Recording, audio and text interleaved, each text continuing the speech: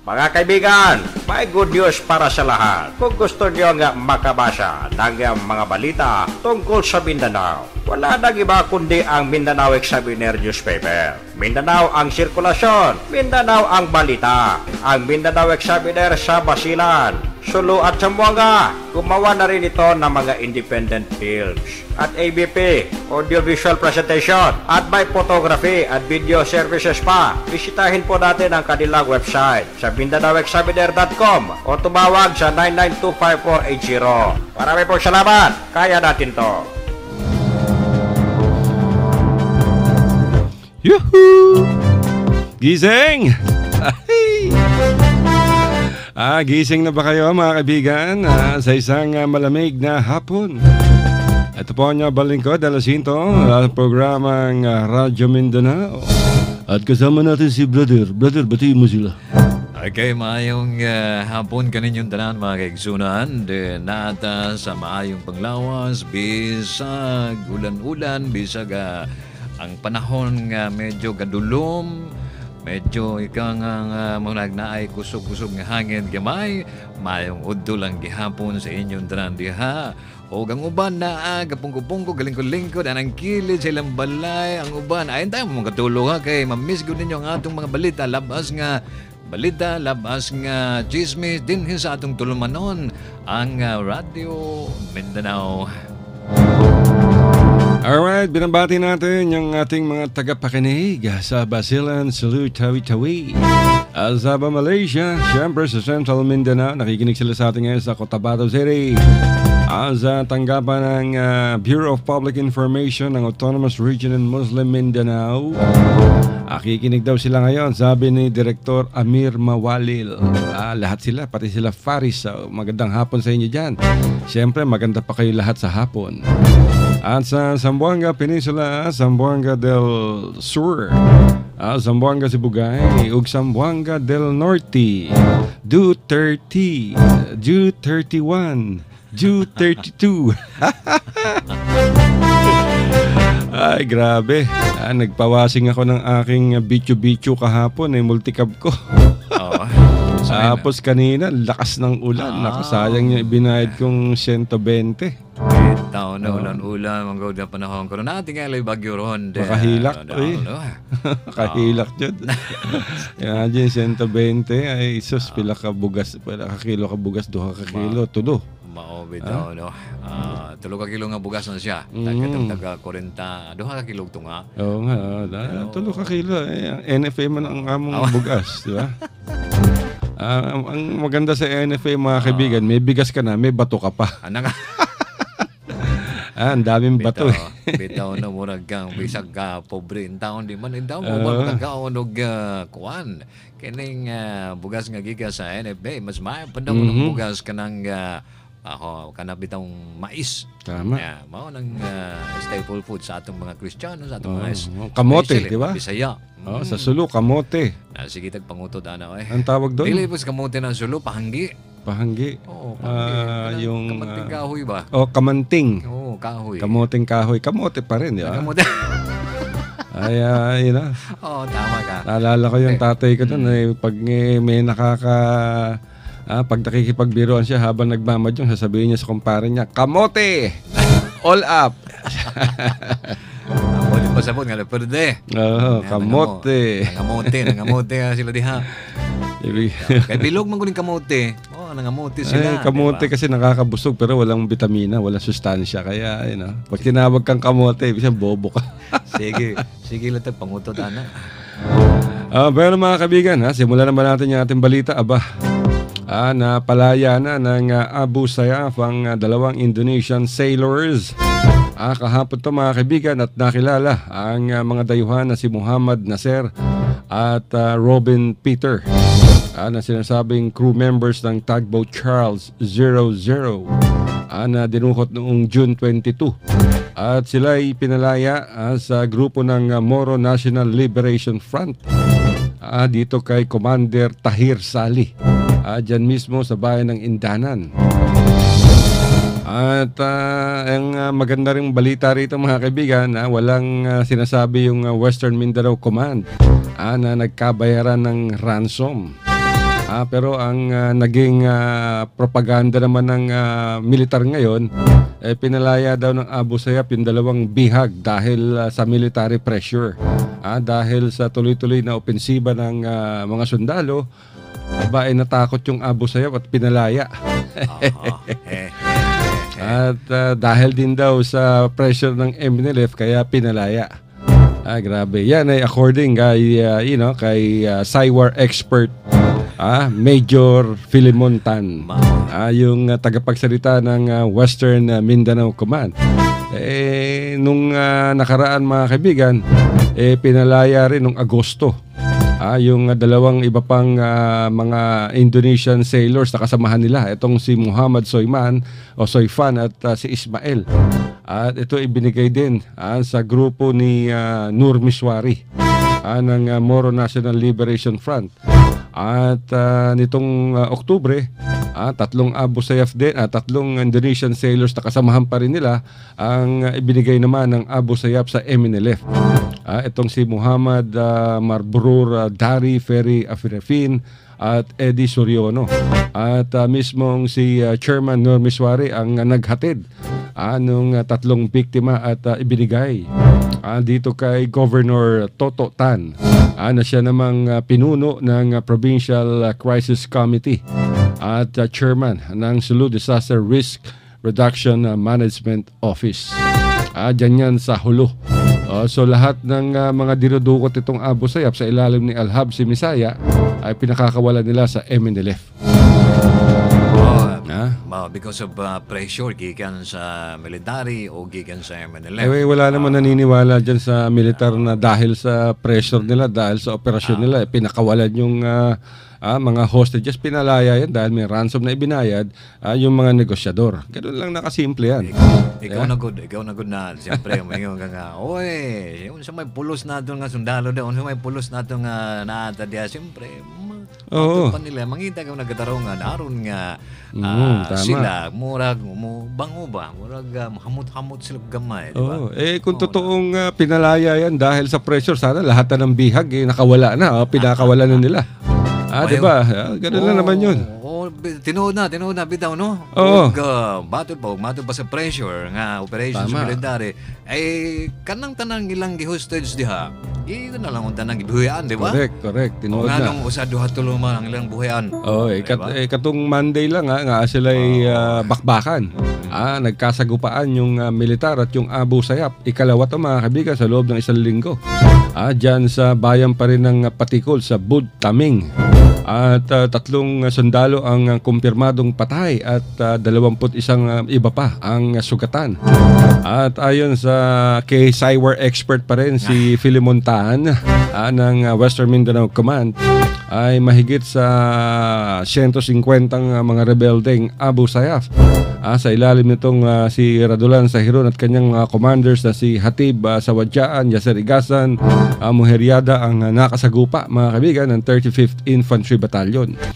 At ginigiit pa rin itong si Cywar expert Major Philemon Tan na may mga napatay silang Abu Sayyaf. Marami, 10 daw yung napatay nila at 6 pang sugatan na Abu Sayyaf. Pero ni isang bangkay, wala naman silang maibigay. At ang idinadahilan nitong militar ay itinakbo raw o itinakas ng mga Abu Sayyaf. Pero kumpirmado daw na 10 yung patay base sa intelligence report na na-validate daw ng mga sibilyan. So as usual, kahit may bakbakan, nandiyan yung mga sibilyan, nag-i-score. Isa patay sa Abu Sayyaf, 2 patay sa militar. So yan ang sinasabi mga kaibigan. Nung isang araw lamang, December 10, to be exact, nagkaroon din ng bakbakan dyan sa naturang lugar. At 3 sundalo rin ang patay at 19 na iba pa ang sugatan. So yan makikita niyo mga kaibigan ang kaguluhan. Pero ang hinihingi lang natin dito sa mga otoridad, ibigay yung katotohanan. Huwag na tayong mag-imbento ng casualties kung wala naman. Ayos lang yun. Kung talagang wala tayong napatay o nakatakas sila, so be it, di ba? Amen. Wala na may muto nga nga makakita lang ganin mga sundalo og pulo ka buk 20 ka buk maingon ng report nila nga 100 plus na, di ba? Tama. Mao man nga na, di man na makita dito sa kuwantanan ang kadaghanan diya mga civilian in town ba, maangil ang mga civilian in town diya. Wala na yung civilian, nagsilikas na Ayun ang di ba? mahirap. Bakit pa sabihin na na-validate ang mga Sabagay. civilian? Sino naman ang mga civilian na magbabalidate niyan? Diba? Okay, siyempre, pag naigira diyan, naaigo na manglayas mga civilian diya, di ba? So, ang ambot na kupasabot dito, basig na mga civilian na dani diha o namatay diha, na crossfire pa diha, kanya ilang gihiyap nga Abu Sayyaf, di ba?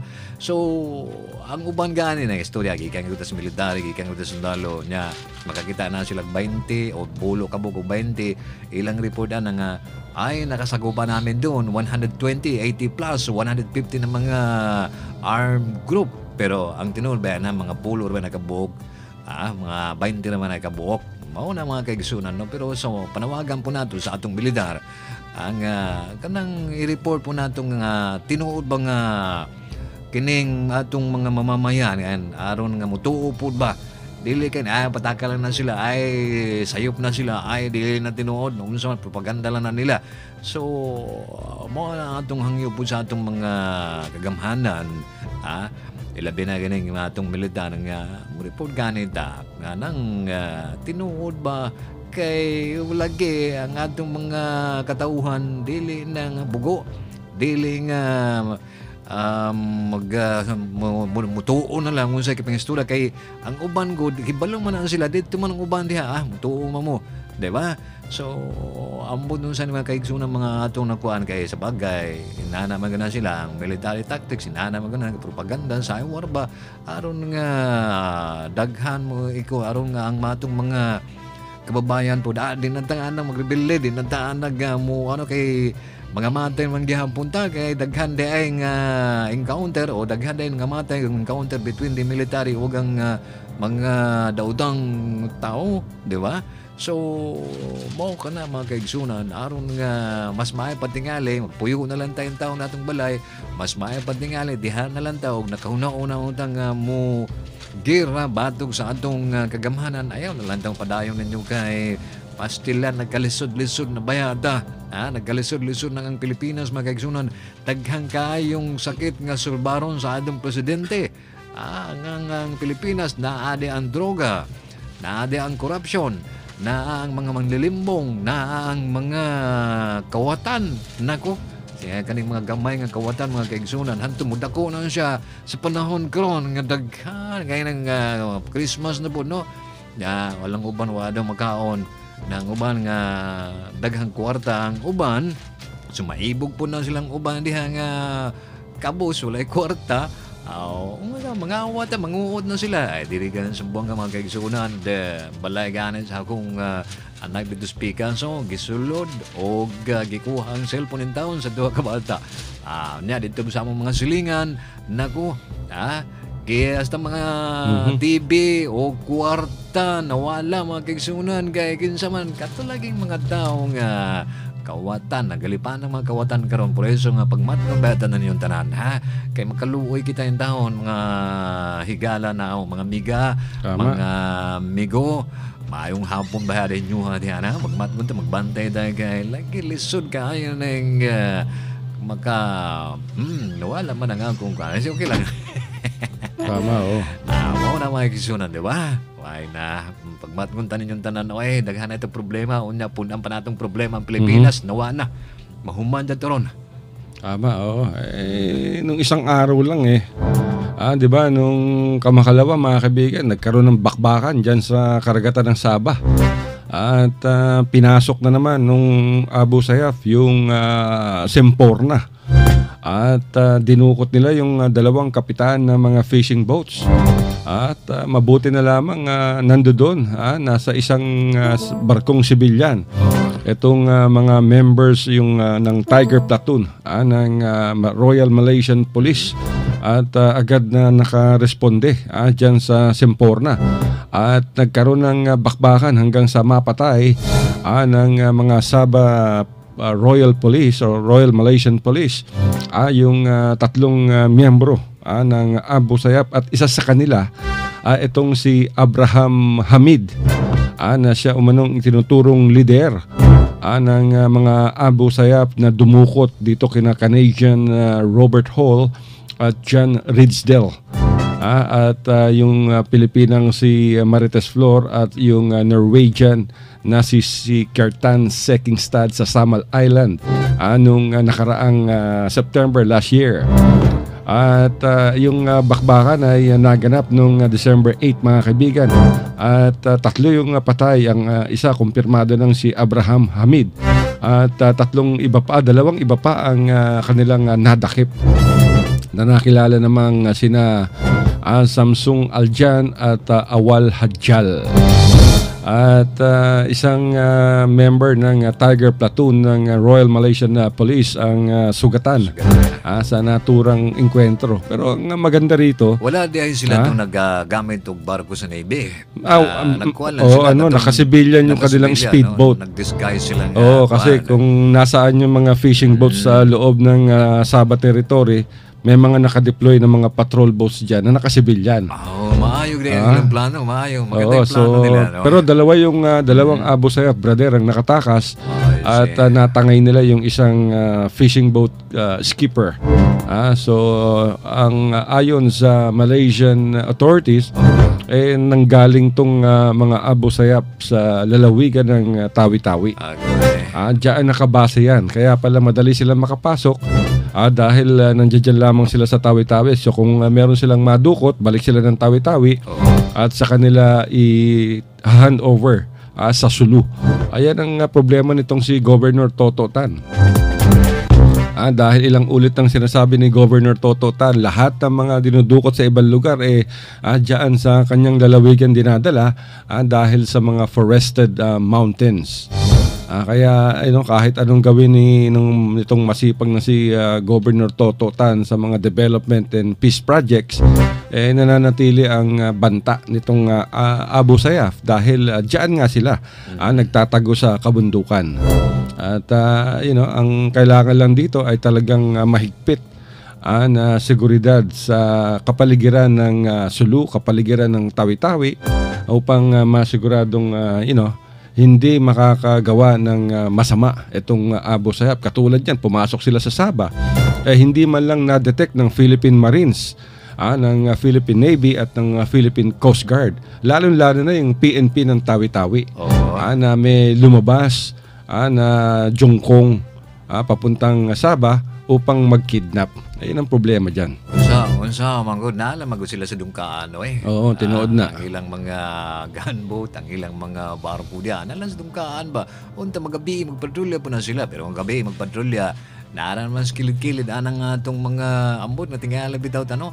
So, mao na kay sunan nga ang atong mga kababayan po diha sa Tawi-Tawi kay duol man gud ning Tawi-Tawi hantud sa Malaysia kay pila ka oras na daganon pananglin nga sa Sitangkay, lapit-lapit Turtle Islands. Duol na kayo makita na gani na pananglin ang panahon nga klaro kayo.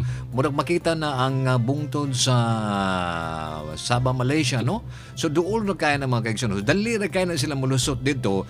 So mao nang imbis nga di adto sila diri Pikas, dito na diretso dayon yun. Makakita ganin sila mga lancha, mga barko diyan sa mga Indonesia, unsa ba diha? Ilan ang adtuon, unya ilan ang tulison, unya panguha, kuhaon na nila ang mang hostage sila, mangdagit sila tao, unya ipalukat, unya sayon ra kaayo pod pagbalik diri sa Pilipinas kay duol ra man na sa sila gikan. Diha ang Tawi-Tawi. Ya pagkahuman na nagani na diri ang ilang hostage, ilang gidakop na mga kababayan nato dito po sa mga laing dapit nga miagian ng dagat.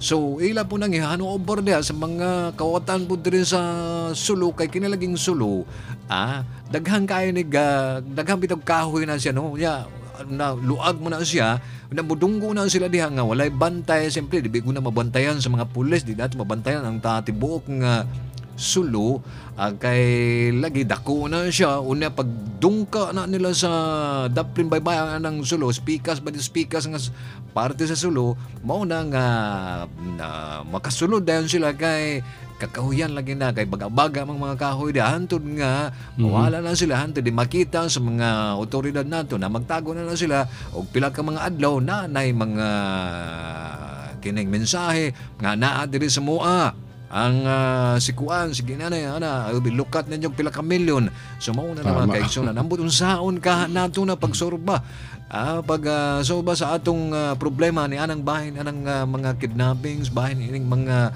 taong daotang tuyo mas mayag gani nagkauna-una ang Malaysian authority ang atong Malaysia nga na mogamit sila civilian nga kuan ba nga speedboat gunboats diba naka-disguise yun naka-disguise ang mangingisda ba unsa ba di pagduol in town sa mga kidnappers salo nangamote sila nalunod gani ang ilang jungkong pero nakaikyas ang gyapon niya nadala po nila ang usa ka hostage di ba at saka yung alam niyo mga kaibigan may kautusan si Tatay Digong Duterte nung siya'y bumisita sa Malaysia at nakakausap niya si Prime Minister Najib. Ang sabi niya, pinayagan niya ang bansang Malaysia na habulin ang mga kidnappers mga kaibigan. Ayan. Kung sakaling pumasok sila sa Tawi-Tawi, binibigyan ng permiso ni Tatay Digong Duterte ang Malaysian Navy o Malaysian Royal Police na habulin itong mga Abu Sayyaf at pasabugin yung kanilang mga speedboat. Mao nang mayo, di ba? Pananglit na nagkahabulan na sila moduol na sa boundaries Pilipinas sila tuloy-tuloy na hantod masakpan na sila. Ay lang taon nila bombahan ng Tawi-Tawi kay liso na mga di ba? Basig maigo ba? Basig maigo. Pero mao nang order ni Mando sa atong presidente nga pananglit na ay mga nikopis laod or mangdagit ang mga tao diyan sa laod. Hala sige apasan ninyo lahat to moduol mo sa Tawi-Tawi moduol mo sa Pilipinas aton ko alam po nga dili po nabasigay nagkanyon nila diha maigo ta pero unta maigo lang tong mga tao nga nangdagit og nga tao una ipalukat nila pastilan na sayon na kayong kwarta para sila no sayon na kayong kwarta para sila milyon gud na sila ang ilang pangayoon. Kunya og di gani mo hadag hala sumbalion nila. Tama. Anyway mga kaibigan, patuman tayo sa Davao at merong pinadala yung balita yung ating bureau chief doon ng Mindanao Examiner Regional Newspaper si Maluka Blinda. At sinasabing dalawang akyat bahay ang nadakpan sa akto mga kaigsuon. Hagbong sa kamot sa kapulisan ang duha ka laki ang suspect sa pangawan sa Santa Ana area. Sa Davao City sa investigasyon sa Santa Ana Police Station naila ang mga suspect nga silang Ronel Alvarez Orin 22 anyos og si Witty Sequoia Rosada 29. At kaning duha mga igsuon ay gikan pa ang mga residente sa Rosemary Monteverde sa Davao City. Sa report sa gisulod matud sa mga suspect ang paniwalay sa wala giilang biktima kung asa na matikdan matud paniini ang ilang presensya sulod sa balay rason nga maisumbong gilayong kini sa Central 911. Hinugdan nga paspas kining narespondihan og nasikop ang duha ka suspect. Sa pagkakaroon mga igsuon himas-himas sa rehas ang dinakpan kinsa pasakaan og kaso. Merese sila na mao na mga kawatan. Mga kawatan merese na yung inyong natagamdaman doon kahikap-hikap na himas-himas na rehas. Pero nga patay usa ka news kaning gwapo niya. Misangko sa kabulisan ang usa ka misis. Human giingnan kini sa laing babaye nga gamay og armas ang iyang mister. Si alias Reyna, 36 anyos, taga San Vicente sa Davao City, misumbong sa Buhanging Police Station kung asa iyang gireklamo ang usab ka misis nga si alias Beng. Beng. Mrs. mo na Mrs. Beng. Salaysay sa reklamante nga kalit na lamang misulong kaniya si Beng. Dayong giingan nga gamay ang pamato sa iyang mister. Sa iyang mister na si Ninyo. Si Ninyo gamay ang pamato dayon gibaharan nga dumugong og patabang kulata sa mga paryente. Dugang pa ni Reyna pirmi kini buhaton ni Beng panahon nga moagi kini sa ilang panimalay. Gipatala na lamang sa reklamante ang gihinahimo ani abeng aron na magamit ni ini kong pananglit amuhimo kini og legal nga lakang. Sa sobrang ikaw gud nga sa sobrang selos ba selos nga mao na nga ingin sa nga basig ba nganong nga kita man ka nganong nagkaingon mga gamay ang tarugo gamay ang dili na tarugo asus Ginoo si Abdel brother maraya tayo wholesome tayo dire ha parental parental guidance na mga kabigan. Ito talaga si Abdel siguro hindi ito kagabi. Hindi na kayo score, ha? Ikaw talaga, brother. Maraming mag-goals sa atin. Ay, kaya pa silang katawan na, manay mong balita. Ay, bitaw, no? Pero, nga nung inano, mga umbot, makaulaw man to, no? Siyempre, ikaw, good, ang tagiya ni Anang pamato ni Kuan. Pamato ni si Ninyo. Pamato ni Ninyo. Gamay mo na yung pamato. Tilan. Di ba? Okay, anyway, mga kabigan, let's pause for a break. Mga kaibigan, may good news para sa lahat. Kung gusto nyo nga makabasa ng mga balita tungkol sa Mindanao, wala nang iba kundi ang Mindanao Examiner newspaper. Mindanao ang sirkulasyon, Mindanao ang balita. Ang Mindanao Examiner sa Basilan, Sulu at Zamboanga. Gumawa na rin ito ng mga independent films at ABP, audiovisual presentation, at may photography at video services pa. Bisitahin po natin ang kanilang website sa MindanaoExaminer.com o tumawag sa 9925480. Marami pong salamat. Kaya natin to. RPN Radio Philippines Network. Radyo Ronda.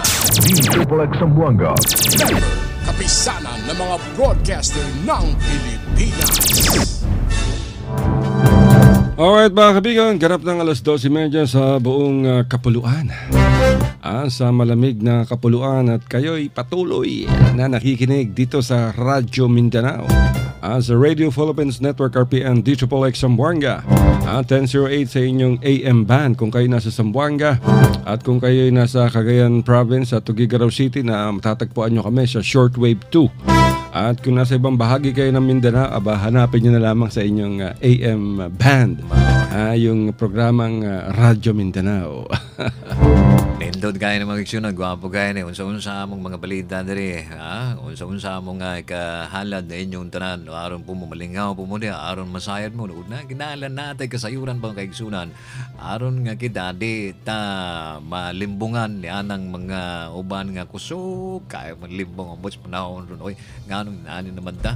Daghang kaya problema nato ang uban na kusog pa kay manglimbong. So, kita di ha, maminaw gyud o gatong galion kay maminaw ni ining atong programa din sa RPND Tripolis kay daghan kaayong makalap nato nga mga balita aron nga kita gyud first hand nga balita nga kita makadungog dili kay maminaw lang tang uban basig ang uban diha nga binotbot pod namutuodan ka mao na problema sa nang dinhig gyud sa ikaw gyud mismo ang nagkadungog aron nga di nakaistoryahan sulain tawo nga inani na pangitabo dito sa barangay dito sa Cebu dito sa Davao sa Buanga o asa pa dapit dito sa Pilipinas nga kanang first hand information nga madawat nato ba gwapo kaya nang first hand information nga di ba og na kay mga balita murag ka ng basko kay ikaw may nagkaurag balita ikaw na kay balo mentras katong mga mangutana nimo imo nang balitaan o kung ikaw balitaan ka po sa kung uban nga binutbot-bot dewa na dahil lang ta magbinutbot kay gini amo diri chismis pero naay chismis nga ina chismis gyapon. Alam niyo mga kaibigan yung ating programa komentaryo at opinyon. Mga katang isip namin yung mga pinagsasabi namin dito, we're invoking our rights. Yung ating rights, diba? Yung ating human rights. Sa programang ito. Free expression tayo dito. Ang ating opinion, mga kaibigan. Lahat ng tao ay may kanya-kanyang opinion. So, dapat nating respetuhin yan. Anyway, mga kaibigan, pansamantalang nakalabas ng kulungan si Banga Mayor Albert Palencia sa South Cotabato yata ito, mga kaibigan. Matapos na payagan ng korte na makapagpiyansa Si Mayor Albert Palencia ay humaharap sa kasong illegal possession of explosives at ammunition. At ayon kay Judge Lorenzo Balo ng Surala Regional Trial Court Branch 26 ay may kabuuang 380,000 ang pinataw nitong piyansa para sa pansamantalang kalayaan ni Mayor Albert Palencia. At kung saan ay 300,000 dito ay para sa kasong illegal possession of explosives, habang ang 80,000 naman para sa kasong illegal possession of ammunition. At itinakda naman ng korte, mga kaibigan, ng pagbabasa ng sakdal o arraignment kay Mayor Palencia sa Enero 23. Kung matatandaan, mga kaibigan, dakong alas 6 ng gabi nang tuluyang makalaya itong si Mayor Palencia. Kagabi ito, mga kaibigan. At si Palencia ay nadakip noong Nobyembre 3 matapos ng isinagawang raid ng Philippine National Police Regional Anti-Illegal Drugs Special Operations Task Group. At kasama rito ang Regional Intelligence Division at Regional Public Safety Battalion. Pinasok nila yung bahay nitong si Mayor sa bisa ng kanilang dalang search warrants. At doon ay na-recover ang isang rifle grenade at 4 na bala. Pinasok ang naturang bahay ni Mayor makaraang lumutang ang pangalan nito sa listahan di umano na kabilang siya sa mga narco-politician. Ngunit nilinaw naman ng mga otoridad na walang nakuhang droga sa bahay nitong si Mayor, maliban doon sa rifle grenade at 4 na mga bala. Mao ka na mga kaigsunan noon saong ka ni Mayor nga ng mga rifle grenade. Oy, ang rifle grenade ibala pa na sa Armalite. Unya mo bala sa garan o sa Armalite na ibala na siya pag kumamulupad na siya nagbato di speakers mabuto na siya mga kaigsunan. Upat ka buok na siya ang nasakpan dito sa iyang balay, no? Pero nganong naaman sa mga eksplosibo diha sa iyang balay? Mao nang pangutana nato ba unsa ngano man ka, di ba? Mayor na guro na siya unya o kinahanglan siya ga naay mga proteksyon. Kailangan niya ng proteksyon, di ba? Ang tanong doon kung walang papeles, definitely kakasuhan siya.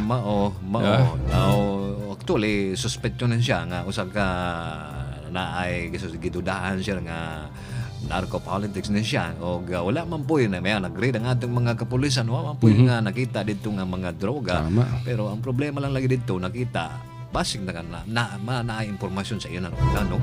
Pero og na impormasyon na dito sa iya natiktikan na pero katong mga eksplosibo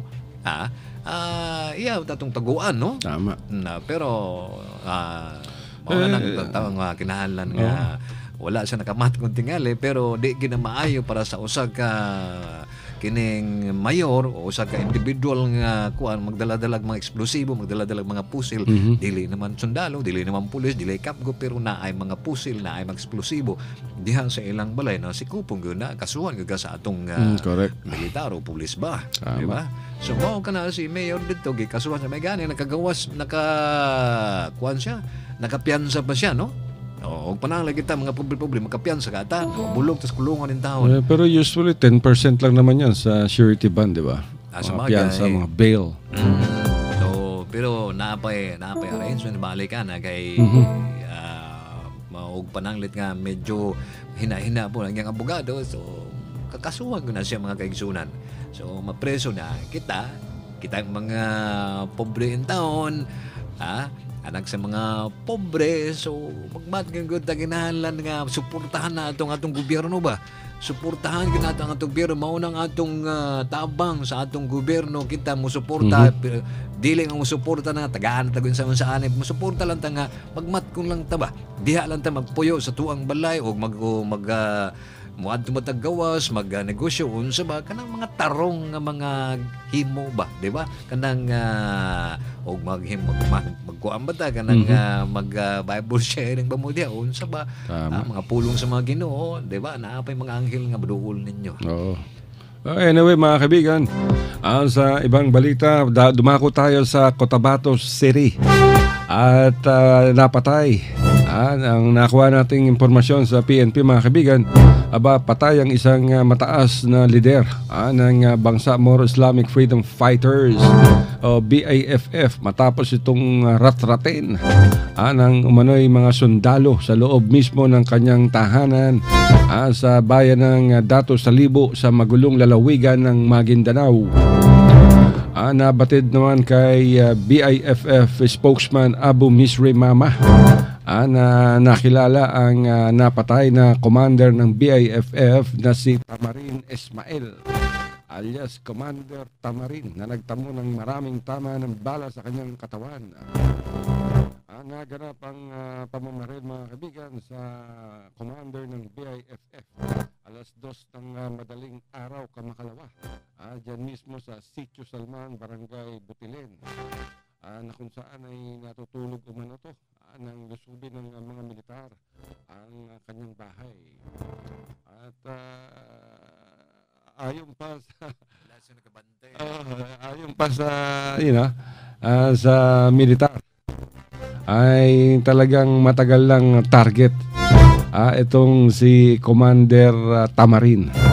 Kaya nang nakakita sila ng pagkakataon ay talagang pinasok na nila. Tamarin, muna mo nagsampalok, di ba? Oo, sampalok. Aslum. Aslum. Mauna maigsunan. Dugay na din na sige ang pangita sa atong mga kasundalo. Napurot na rin siya mga kaigsunan. Maong anto dito na lang ang iyang kinabuhi. Diba? Lisod kaya nang mamatay o dagi.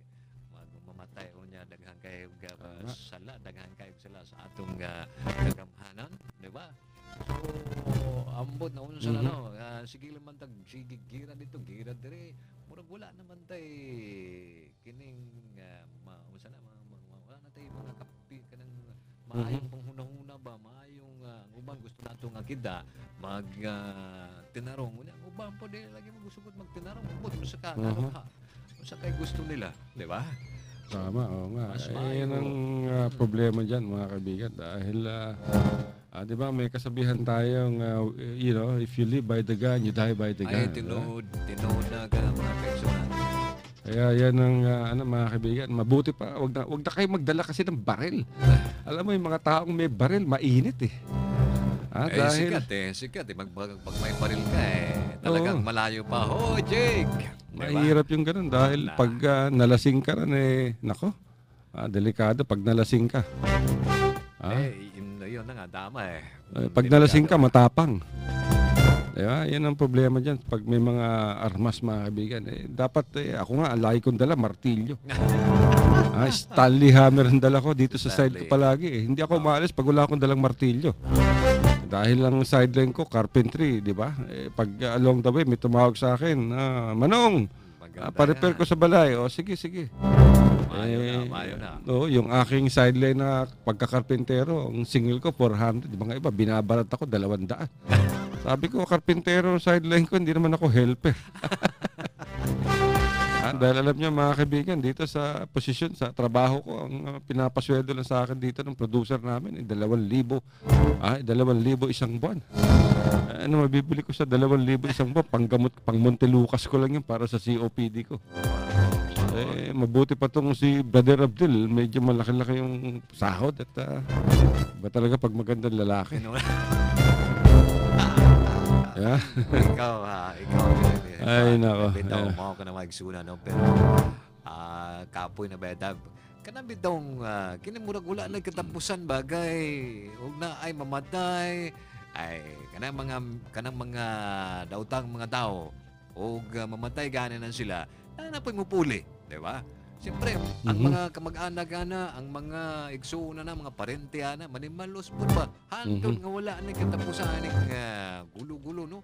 So, kita unta, maningkamot ta ba, kami dire, mo kuha lang kanang murag advice or kanang mamahimo siya kining guidance sa atong mga igsuon nga unta, hunungo na ng problema bagay handod sa gangturan wala na kaayuhan sa atong nasod kay daghan na kay problema, di ba? So unsaon na lang kahaog mga matay ng tanan mga kaigsunan bahin niining ka kay siyempre ang katong namadyan manimalos man pud to, di ba? O katong nanimalos pod, ha?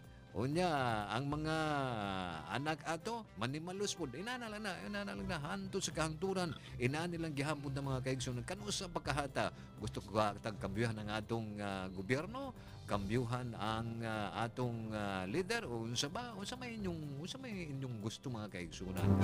Magpabilin gihapon na inani mo lang kapoy na kaya no mo lang kapoy na kaya nga inani lang gihapon ta wa ganit maglisod-lisod ganit pamalit og bugas na mao na mga kaigsunan por eso nga kinahanglan ambot di ako kasabot in down sa atong mga kaigsunan karon. Anyway, bago tayo magtapos, nais muna namin magpasalamat nakabing dalawan ni Brother Abdel. Doon sa mga magpapadala sa amin ng mga red wine dito. Wow.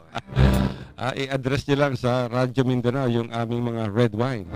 At pag hindi yun in-address sa Radyo Mindanao, may intercept yan ni aming production assistant na si Nino.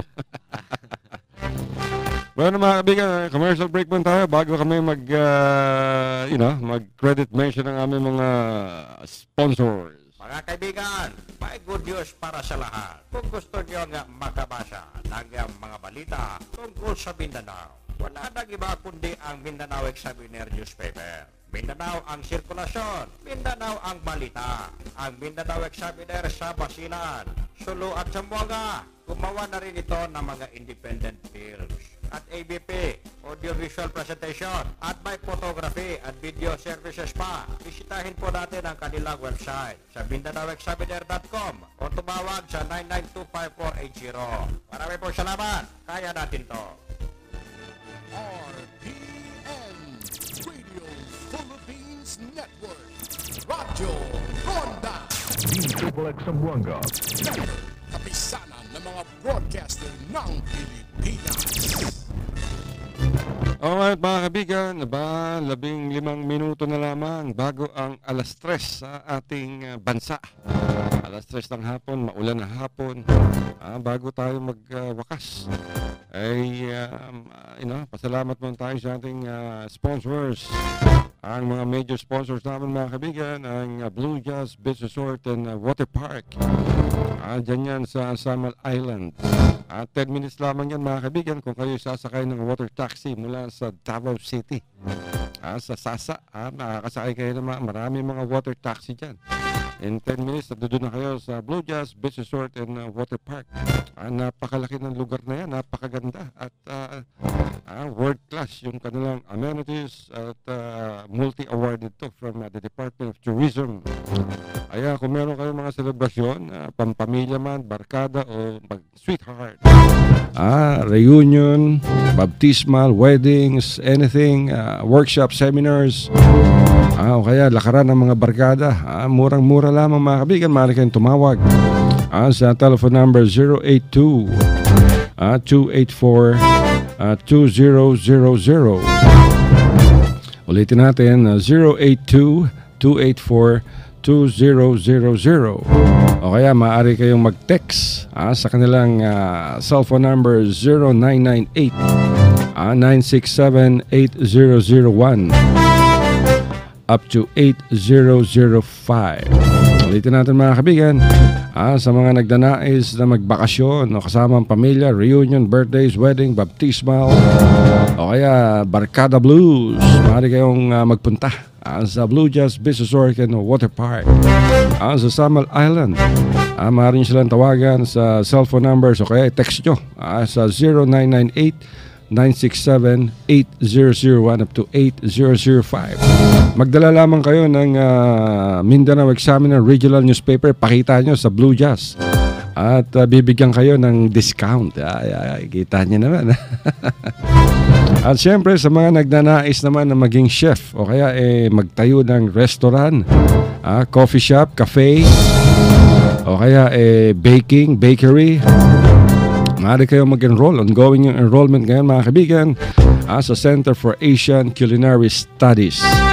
Dyan yan sa Davao City pa rin mga kaibigan, at maaari kayong tumawag sa telephone number 082-282-8373. Sa Center for Asian Culinary Studies, marami kayong maaaring matutunan dyan. Meron silang mga short courses, 1 month, 2 months, 3 months, at meron din silang full courses na ino-offer mga kaibigan sa Asian cuisine, Japanese, French, Italian, Filipino, at talagang napakaganda dito sa Center for Asian Culinary Studies sa Davao City. Meron din silang branches sa Pampanga, sa Cebu at sa Maynila. Ayan din ang paborito ng mga artista. Diyan sila nag-e-enroll upang makapagpatayo sila ng restaurant nila. Diba mga kaibigan? So tawag na kayo sa 082-282-8373, Center for Asian Culinary Studies, at meron silang Facebook page. Hanapin nyo yung Center for Asian Culinary Studies at makikita nyo kung gaano kagaling ang ating mga chef dyan. Ito'y pag-aari anong tanyag at pamosong si Chef Jean Gonzalez, na siyang nasa likod ng matagumpay na Cafe Isabel sa San Juan City. Ano pa hinihintay nyo? Enroll na. Center for Asian Culinary Studies. Brother Abdel, magpaalam ko na. May sasabihin ka pa ba? Pananglit na amoy. Mamalit ko mo ganing Mindanao Examiner kay naadya ang mga palito nun. Gusto mong mamalit ang sakyanan, gusto mong mamalit ang house and lot ba, naadi rin nag-advertise din sa naay mga number sila diha. Gusto mong mamalit ang mga sakyanan, naagi na nagka-post, naadi sa Mindanao Examiner, o na sila yung mga contact number. Tama. Etong Mindanao Examiner Regional Newspaper, mga kaibigan, Brother Abdul, isa to sa mga major sponsor natin. At available to mga kaibigan sa inyong mga favorite newspaper stands all over Mindanao. Hindi lamang sa Zamboanga yan. Sa Ipil, Pagatian meron, Coronadal, Kidapawan, Panabo, Digos, Davao City. Sa Cebu meron, sa Islamic Center, sa Quiapo, sa Labas meron, sa Santa Cruz. Hindi Santa Cruz Market, sa Santa Cruz sa Maynila. Sa Raon meron tayo niyan. Kaya maraming salamat sa aming sponsors, ang regional newspaper Mindanao Examiner. Maaari nyo silang puntahan sa kanilang website upang mabasa nyo ang mga balita sa MindanaoExaminer.com. Wala na tayong oras. Dagang salamat sa inyo mga kaigsunan. Bago na manamilit, sa dili pa may manamilit kaninyong tanan mga kaigsunan, nalang ko pahinumdum sa inyo nga bisag magkinaunsa man, bisag kabusta, nagproblema matag walay makaon, walay kining nagkalisod-lisod ta, matod pa nga pasensya lang ta mga kahigalaan. Kay naaray panahon, maingon sila ka ng mga good things, muabot na lang siya, pero ang uban, ingon sila nga, dugay kayo muabot. So, pasensya lang yung mga kaigsunan. So, hangtod sa sunod, kinilang gihapon ang inyong kauban, ang inyong higala, nga kining muingon nga daghang salamat sa inyong pagpaminaw. Si Abdel Diza, maayong hapon kaninyong tanang. Maraming salamat, brother. Pero mga kabigan, wala na tayong oras. Nagpaalam na si Abdel. Maglalaba pa rin siya. Pero mga kabigan, hanggang sa susunod na bukas, ito po inyong balingkod. Alasinto nagsasabing, I love you, mama. Chup chup. Until tomorrow, ingat palagi. Bye-bye.